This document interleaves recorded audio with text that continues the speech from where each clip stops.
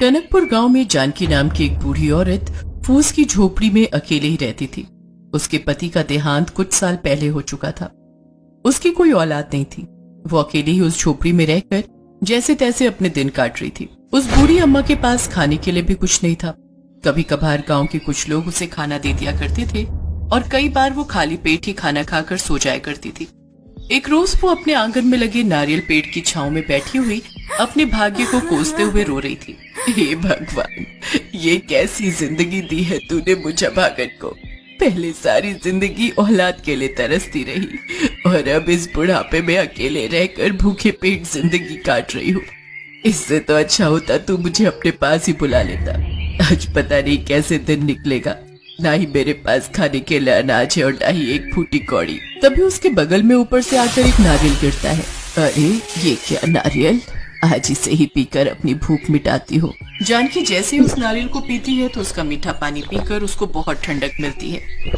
अरे वाह, इसका पानी तो बहुत ही मीठा और स्वादिष्ट है।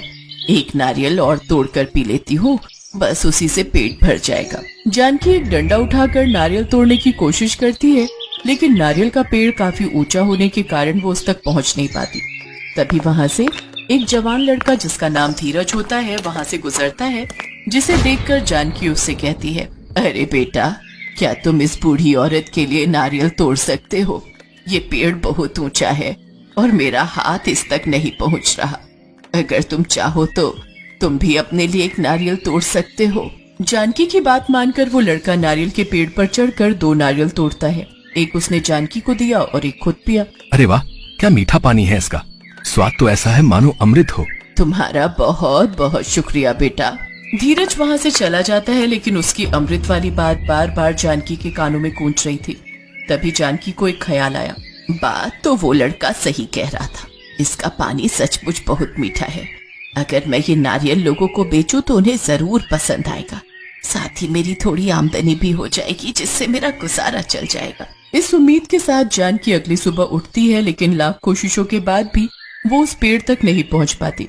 तभी धीरज वहाँ से जा रहा होता है तो जानकी उससे कहती है, बेटा तू आज फिर मेरे लिए नारियल तोड़ दे, लेकिन आज मुझे 30 नारियल चाहिए।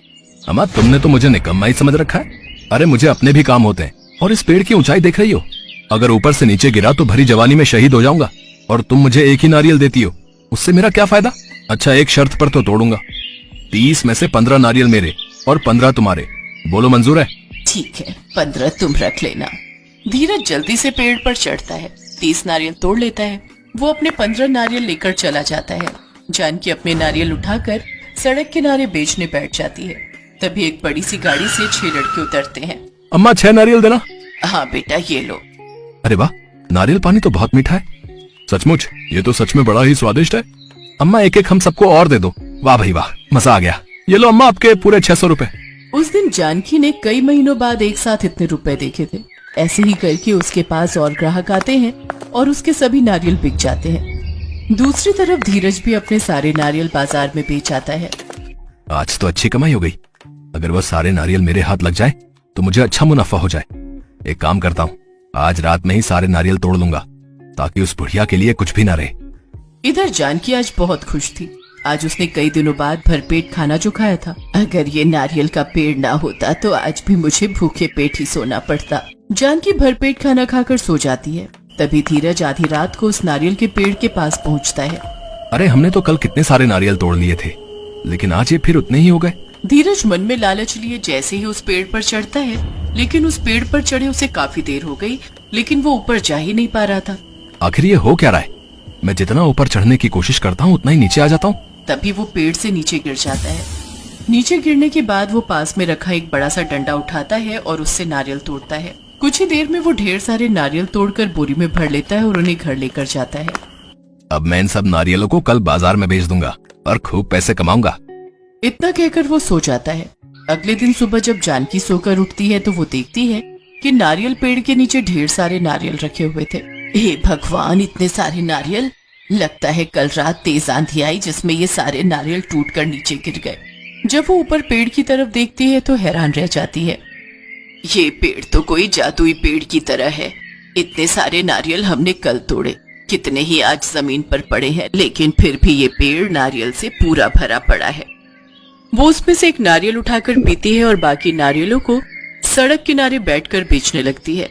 उधर धीरज सोकर उठकर जब वो बोरी खोलकर देखता है तो उसमें ढेर सारे बड़े बड़े पत्थर होते हैं। उसे अपनी गलती का एहसास हो जाता है और वो जानकी के पास जाकर कहता है, अम्मा मुझे माफ कर दो, अब से मैं तुम्हारे लिए रोज नारियल तोड़ दिया करूंगा। अब उसकी जरूरत नहीं पड़ेगी बेटा। कल रात तेज आंधी आई थी तो कई सारे नारियल नीचे गिर गए थे। अब तो कुछ दिन तक मैं इन्हें ही बेचूंगी। धीरज वहाँ खड़ा उस पेड़ की तरफ देखता है जिसमें अभी भी ढेरों नारियल लगे हुए थे। उसे समझते देर नहीं लगती कि ये कोई जादुई पेड़ है और जो भी बुरी नियत से इन्हें लेने की कोशिश करेगा उसके साथ वही होगा जैसा उसके साथ हुआ। धीरज जानकी के आगे हाथ जोड़कर बिना कुछ कहे चुपचाप वहाँ से चला जाता है। जानकी अब उन नारियलों को बेचकर खूब पैसा कमाती और अपनी सभी जरूरतें पूरी करती, साथ ही गरीब लोगों को भी पैसे देकर उनकी मदद